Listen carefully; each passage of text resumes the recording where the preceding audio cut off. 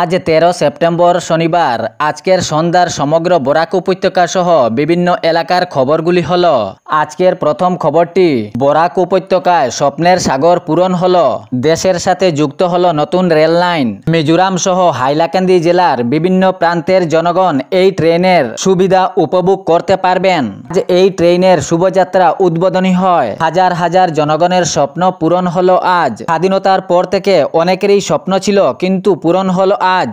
মিজোরাম সাইরং থেকে হাইলাকান্দির দিক দিয়ে এই দূরপাল্লার ট্রেন যাতায়াত করবে। ভারতের প্রধানমন্ত্রী নরেন্দ্র মোদীর হাত ধরে এই দূরপাল্লার ট্রেনটির সূচনা হয়। এই তিনটি ট্রেনের যাত্রা সাইরং থেকে গুয়াহাটি, সাইরং থেকে কলকাতা এবং সাইরং থেকে দিল্লি, যা অনেক জনগণের আশা পূর্ণ করেছে। এই ট্রেনগুলি আইজল সহ বরাক উপত্যকার হাইলাকান্দি জেলার জনগণ খুশির মাহল ছেয়েছে। প্রথমবারের মতো হাইলাকান্দি জেলাতে রাজধানী এক্সপ্রেসের যাত্রা হলো।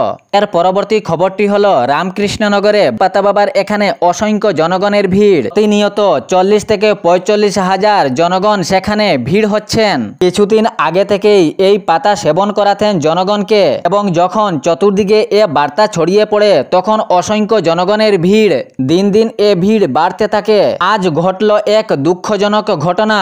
অসংখ্য ভিড়ের মধ্যে পদপিষ্ট হয়ে মৃত্যু হলেন লোক। দুঃখের ঘটনা চতুর্দিকে ছড়িয়ে পড়তে পাতা বাবার কানেও যায়। তাহার পর থেকে তিনি পাতা দেওয়া বন্ধ করে দিয়েছেন। খবরের সূত্রে জানা গিয়েছে, এখন পাতা দেওয়া বন্ধ হয়েছে সাময়িকভাবে। অসংখ্য ভিড় জনগণের এ দৃশ্য দেখে এ পদক্ষেপ নেওয়া হয়েছে।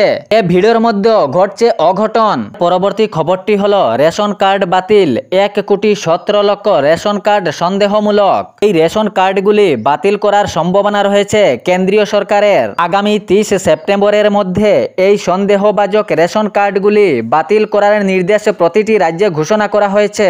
সরকারি তালিকা অনুযায়ী 94,71,000 মানুষ আয়কর দেন, কিন্তু এই 94,71,000 মানুষ আবার রেশনের সুবিধাও পেয়ে যান। তাই রেশন কার্ডের তালিকা সরকারিভাবে যাচাই করে দেখা গিয়েছে, রেশন কার্ডে পাওয়া ব্যক্তি রয়েছেন কোনো কোনো সংস্থার ও মালিক। এর মধ্যে 5,31,000 রয়েছেন তাহারা বিনামূল্য রেশন কার্ড দেখে সরকারি চাউল লাভ করছেন।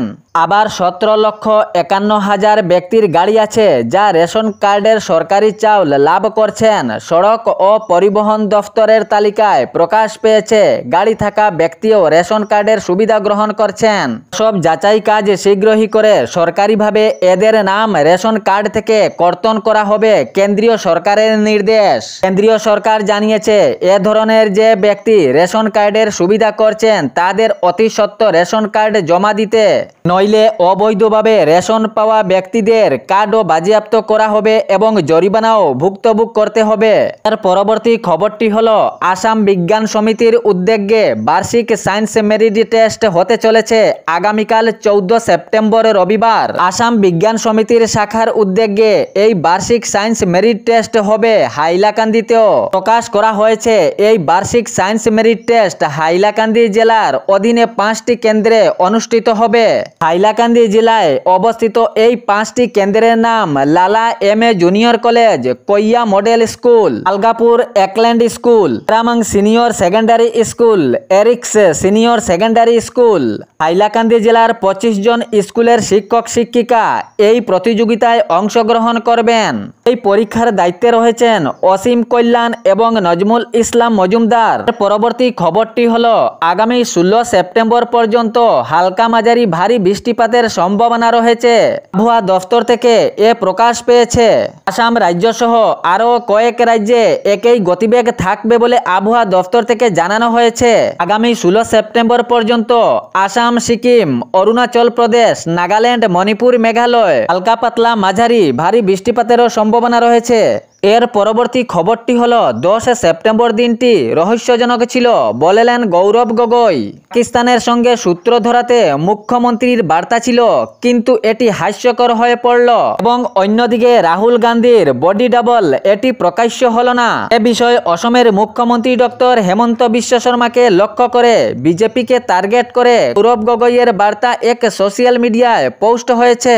তিনি এ প্রসঙ্গে আরও বলেন, আমি নাচলেও অসুবিধা, আমি কিছু বললেও অসুবিধা। আমার নামে যুক্তিহীন বার্তা ছড়ানো বিজেপির উদ্দেশ্য হয়ে গিয়েছে। গৌরব গগৈ মুখ্যমন্ত্রীকে লক্ষ্য করে এ কথাগুলো পোস্ট করেন। এবার বিজেপি দলের পতনের লক্ষণ দেখা যাচ্ছে বিজেপি নেতার মুখ থেকেই ছড়িয়েছে। গৌরব গগৈ বললেন এক পোস্টের মাধ্যমে।